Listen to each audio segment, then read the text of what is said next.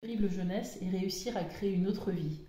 Je vous remercie d'avoir créé ce lien entre nos générations par votre histoire. Andy. Mais ici, ils me le disaient. C'est chouette, hein? Ouais.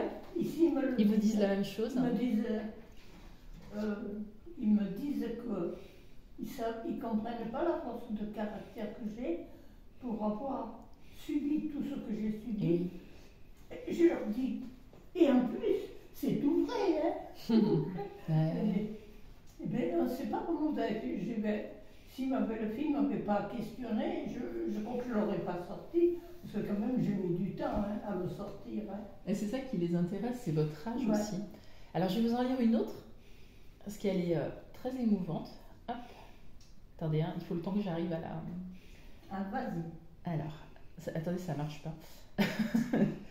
Je vais y arriver, ça doit être ça. Sarah. Ah mince, ça marche pas. Sarah. Ouvrir. Hop. J'aurais dû prendre mon ordinateur. Avec ça, je ne sais pas trop bien faire. Alors, c'est Sarah qui vous écrit cette fois. Elle est toujours en seconde. Et on va voir. Bonjour Paquita. Avec ma classe, on a découvert votre histoire très touchante. On a appris que votre mari est mort sans connaître l'histoire de votre enfance. C'est vrai. Je me demande comment vous avez tenu sans en parler.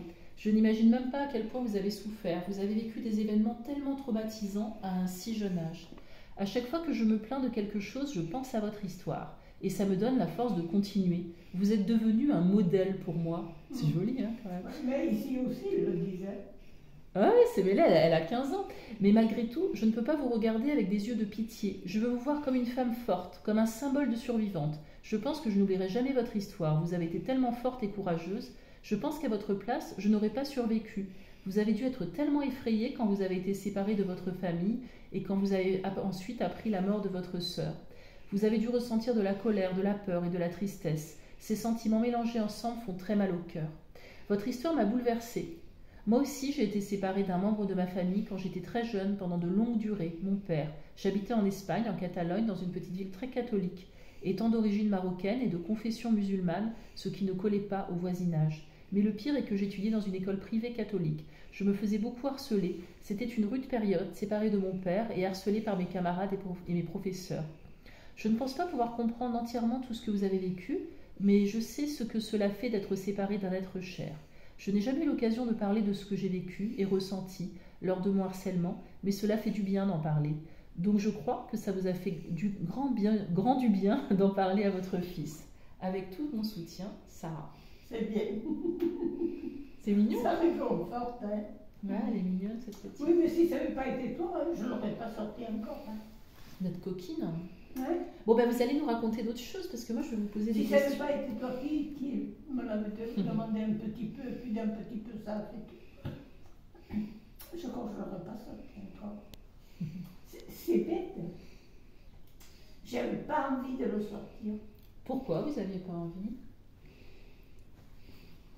Que je te dise franchement la vérité, c'est j'ai horreur que les gens se plaignent pour rien. Alors que c'est vrai que tu en vois que... Et ça, je l'ai en horreur. Alors c'est vrai que je me disais, sortir ce que j'ai vécu, pour moi, ça ne pouvait pas intéresser personne. Et vous vous rendez pourtant, compte? malgré tout, Eh ben oui. ouais. Et là, vous vous rendez bien compte que Parce déjà... qu'avec ce que tu viens de me lire, là, Eh ouais. Et il y en a plein, j'en ai plein d'autres. Hein. Je vous les imprimerai pour que vous puissiez les lire. C'est toute une classe et il y a une dizaine d'enfants de seconde, enfin d'enfants, c'est des adolescents, hein, qui vous ont écrit des lettres. Et il y a une deuxième classe et ils sont en train de les écrire et je les aurai bientôt. Mais du coup, je les imprimerai, je vous les donnerai. voilà. Mais elles sont belles, leurs lettres. Ouais, Et là, on voit que du coup, eux, et moi je le vois partout dans les écoles dans lesquelles je vais où je raconte le livre, je les vois chez les petits à partir du CM2, je les vois au collège, je les vois au lycée. En fait, les jeunes, ils sont passionnés par votre histoire. Ça les émeut énormément et surtout, vous avez vu, elle dit que vous êtes un modèle pour elle. Enfin, je trouve ça magnifique, quoi. J'étais un modèle, peut-être, mais il y avait le petit Juan. que j'avais beaucoup de confiance en lui. Et dès que j'étais hop, avec le petit Juan. Et je crois que le petit Juan, je l'ai revu en Espagne. Ah bon, vous l'avez revu? Oui, on Ah est. oui. C'est une coquine, hein? Ah ouais. Eh ben oui. J'ai rien dit à ton père, hein? Hein? Non. On a Ben été je en sais, Espagne, même à moi, tu me l'as pas dit. et je ne te l'ai pas dit non plus. Ah non, tu as toujours dit non, je l'ai pas On est vu. parti en Espagne avec mon mari, Oui. et sur l'avenue en poste, Mhm. j'ai dit Juan. Mhm. Il me dit Paquita. C'est tout. Et le petit Juan, c'est lui qui me disait que d'abord ça doit être sur le livre. Le petit Juan, c'est lui qui me disait viens Paquita, parce que j'étais comme ça. J'ai pas faim. Viens Paquita, viens manger. Et ça, c'était le petit Juan Mhm. que j'ai retrouvé en poste. Mais malgré ça, je suis une coquine. Oh ben, elle ne m'a pas demandé, comme je connaissais le petit Juan, et moi. C'est comme ça.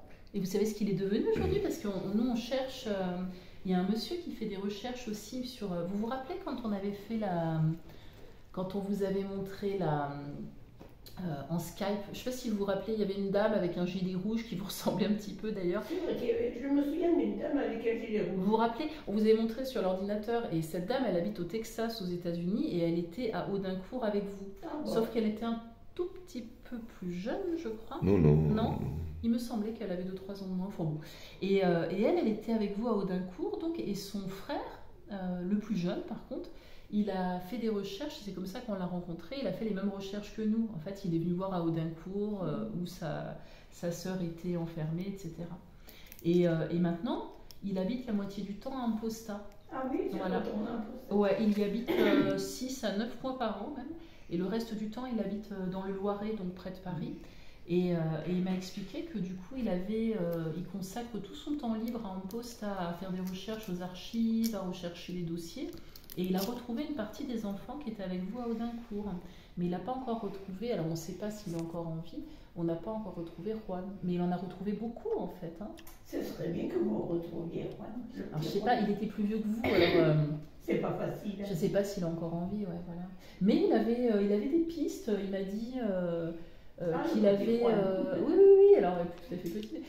Il avait trouvé de la famille en tout cas, ouais. Le kiné qui est là, Ouais. quand il venait à la maison, il me demandait des trucs et je lui parlais du petit Juan. Il m'a dit, ce petit Juan, vous n'avez pas cherché à le retrouver. J'ai dit, je l'ai retrouvé. Je suis une vieille pauvre. J'ai dit, je l'ai retrouvé en Espagne, sur les allées en Amposta. Quand je l'ai vu, j'ai dit, petit Juan. Et Mon mari m'a rien demandé. Hein. comment t'as fait pour le reconnaître? Il ressemblait toujours à Juan quand vous étiez jeune? Eh bien, on devait avoir 11 ans. Avec le petit Juan. 10 ou 11 ans. Peut-être qu'il avait un an ou deux de plus. Ouais, mais là, ça faisait plus de 10 ans après, quoi. Et il ressemblait toujours... Plus de 10 ans. Oui, peut-être, quand même. Hein. Eh ben, 39. Là, vous êtes mariés en 50. Vous êtes allés de suite en Espagne. Donc, 39-50, ça fait 11 ans. Et bien, avec le petit Juan sur l'avenue d'Amposta, on dit « Oh, le petit Juan !» Mais après, vous avez discuté ou Non. vous êtes séparés de suite? On s'est fait un bisou à la joue et on s'est dit au revoir. À la joue, j'aime bien. Vous êtes fait un bisou à la joue. Oui. Ils voudraient tout savoir. Oh, mais je sais. Non. On s'est... Sur les avenues je me vois hein, sur l'avenue là, et la grande avenue d'Amposta. Tout d'un coup, je vois revenir en face de moi. J'ai dit, oh, petit Juan. Et il me dit, Paquita. On s'est fait un bisou sur un jour, on a dit, tu vas bien, oui, tu vas bien. On fait chacun de son côté. Non, on n'a pas cherché à discuter, ni à renouveler le passé de quand je lui disais, il me disait comme ça, Paquita, bien manger. Non, on peut dire, je ne sais pas. Et, ouais. Et ce serait peut-être bien que je... Mais si on en écrit un autre, il ne vaudra pas celui qu'on a fait le premier. Pourquoi? Parce que j'ai dévoilé beaucoup de choses que j'avais gardées si longtemps. Et oui, mais moi ce que je voudrais faire, c'est écrire l'histoire de votre mère hein, et de votre enfance avec votre mère. Hein. Et ça, j'en parle pas beaucoup dans le roman. Eh bien, peut-être un jour, mais je te dirai sur mon papa et ma maman. Et pourquoi vous ne me dites pas aujourd'hui des choses? Parce que c'est trop difficile de parler de ma maman. C'est vrai? C'était une sainte femme. Ouais. Elle pouvait tout supporter. Que je ne suis pas comme ça, je n'aurais pas de mon père. Il aurait pu faire n'importe quoi. Parce qu'elle l'aimait trop. Mais je lui parle à ma maman. Je lui dis, hein, elle l'aimait. Ce qu'a vécu ma mère,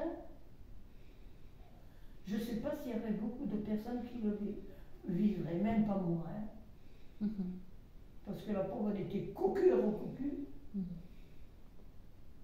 Ici en France. Hein. Quelquefois, j'en parlais avec ma soeur, parce qu'avec elle, je pouvais en parler. Et elle me disait, eh oui, merci. Et ma maman, elle aurait pu voir mon père, qui la faisait cocu devant elle. Elle aurait encore pardonné. Et ça doit être difficile, ça. Hein. Il faut avoir connu ma maman. C'est pas parce que c'était ma mère.